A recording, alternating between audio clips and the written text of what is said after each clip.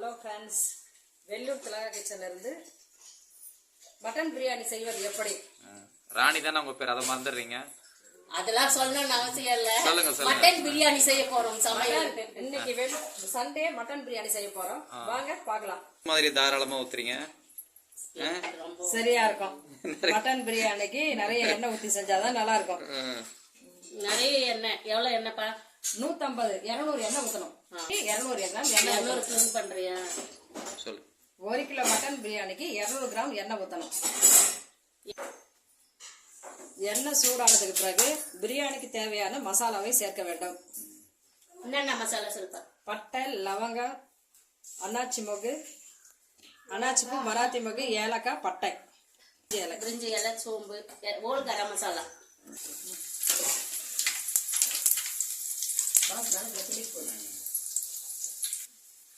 அப்புறம் பச்சை மிளகாய்,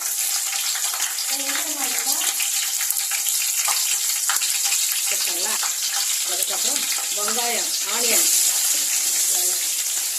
1/4 கிலோ. அளந்து பாத்தீங்களா? எடை போட்டு பார்த்தாச்சு. 1 கிலோ 1/4 கிலோ வெங்காயம்.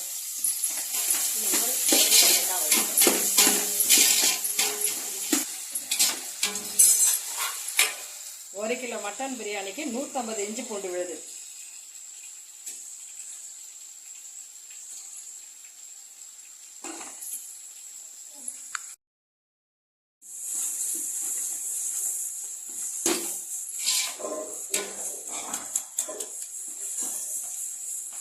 இருங்க. 1 கிலோ மட்டன் பிரியாணிக்கு 150 இஞ்சி பூண்டு விழுது சேர்த்து வதக்கணுங்க.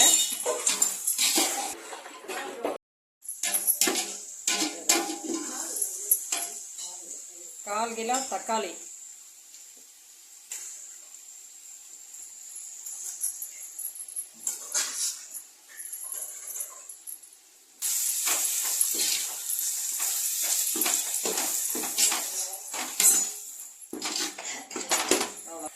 வெங்காயம் தக்காளி வதங்கும் போது சீரக சம்பா அரிசி 1 கிலோ ஊற வச்சு, வெங்காயம் தக்காளி வதங்கும் போது அரிசியை ஊற வச்சு வடிகட்டி வதக்கினோம்னா பிரியாணி அரிசி குழையாம பிரியாணி சூப்பரா வரும்.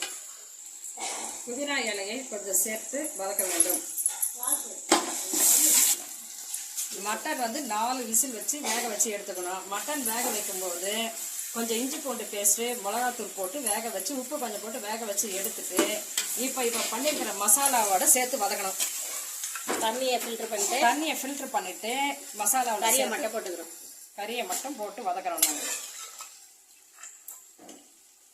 மட்டன் வேக வைக்கிறது அவங்கவுங்க குக்கரோட தன்மையை பொறுத்து எத்தனை விசிலோ அது மாதிரி வேக வச்சுக்கணும். மஞ்சாத்தூள் கொஞ்சம் போட்டிருக்கேன். காஷ்மீரி மிளகாய் தூள், காஷ்மீர் சில்லி கொஞ்சம் சேர்த்துருக்கிறேன். சொல்றேன் அளவு வேணா, தேவையான அளவு கொடுமா. 1.5 ஸ்பூன் பிளைன் மிளகாத்தூள் சேர்த்துக்கோங்க. சைடில் ஃப்ரெஷ்ஷாக இருக்கிறதுக்காக காஃபி போட போகிறாங்க.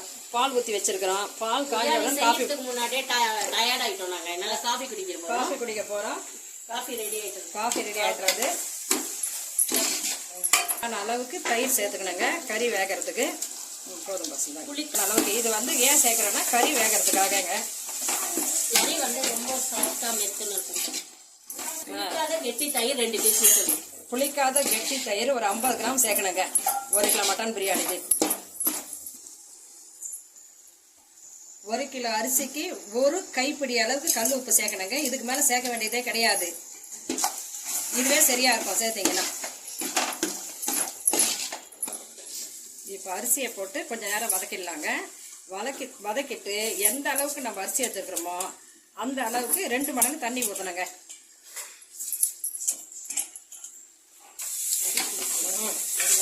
ஃபாஸ்ட்டாக வச்சுக்கிறாங்கள சில்ல வரும்.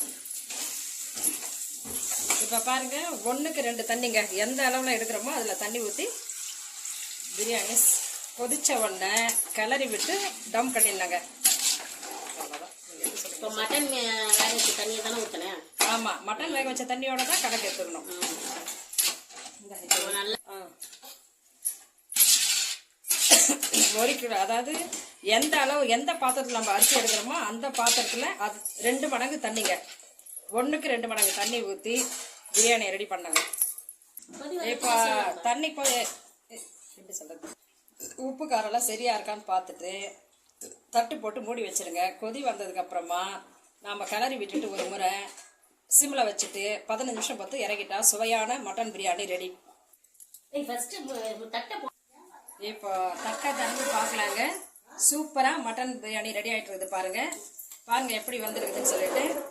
இதோட தயிர் பச்சடி சிக்கன் கிரேவி வச்சு சாப்பிட்டா சூப்பரா இருக்குங்க.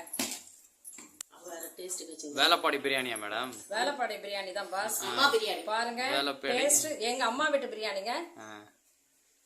சூப்பரா இருக்குங்க. நாங்க சொல்லணும் மேடம். நானும் சாப்பிட்டுறேன்.